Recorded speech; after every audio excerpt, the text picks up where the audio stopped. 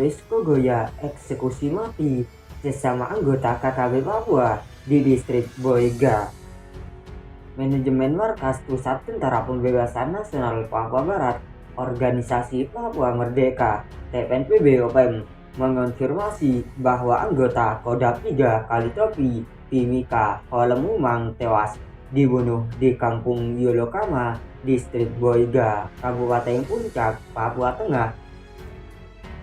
Holemumang dieksekusi oleh pasukan TPNPB OPM Kodam 8 Intan Jaya pimpinan Lewis Kogoya. Peristiwa naas tersebut terjadi pada Kamis 20 April 2023. Juru bicara TPNPB OPM Sugi Sambong melalui siaran pers Senin 24 April menjelaskan bahwa pihaknya mendapat laporan dari Lewis Kogoya. Menurut Lewis Kogoya, pasukannya mengeksekusi Holemumang, orang asli Papua yang menjadi pengkhianat perjuangan.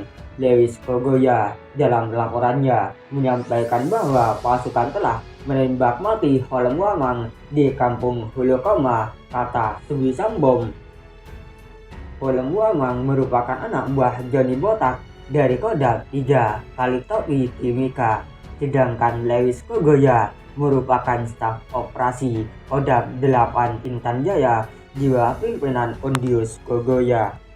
Selain menembak mati Holemumang, pasukan Lewis Kogoya juga merampas senjata api beserta radio hati, handi takoti, dan teleskop teropong. Holemumang dituding menjadi mata-mata dari aparat keamanan TNI Polri dan juga terlibat dalam kematian tokoh UPM Kelly Kualik, ujar Sugi Sambong. Peristiwa tersebut juga dibenarkan Bupati Puncak Willem Mandik. Menurut Willem Mandik, telah terjadi baku tembak antara dua anggota KKB di distrik Boiga Kamis 20 April 2023. Dia menyebut ada korban luka-luka hingga meninggal dunia. Benar adanya peristiwa tersebut, kata Willem Mandik melansir sumes.co. Willem Mandik belum saja bisa memastikan jumlah warga yang luka-luka dan meninggal dunia serta beberapa rumah warga yang terbakar. Dijelaskan bahwa dua kubu KKB Papua yang terlibat yakni kubu JB dan LK serta AK. Willem Mandik berharap tokoh-tokoh Papua yang memiliki hubungan dengan kelompok KKB dapat memberikan kesadaran untuk menghentikan peristiwa ini. Dia juga minta kepada pemerintah pusat, provinsi Papua, tokoh kemanusiaan, tokoh agama agar serius menangani persoalan konflik bersenjata di Papua.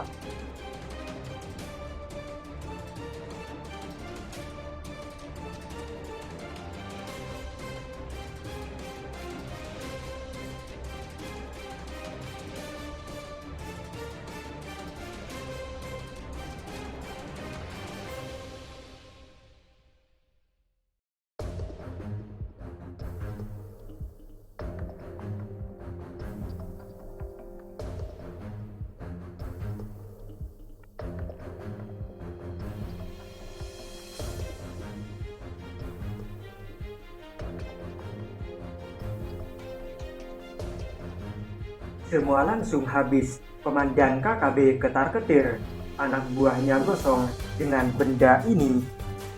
Nasib apes dialami kelompok separatis di Papua ketika hendak melakukan serangan ke markas Yeni TNI Polri.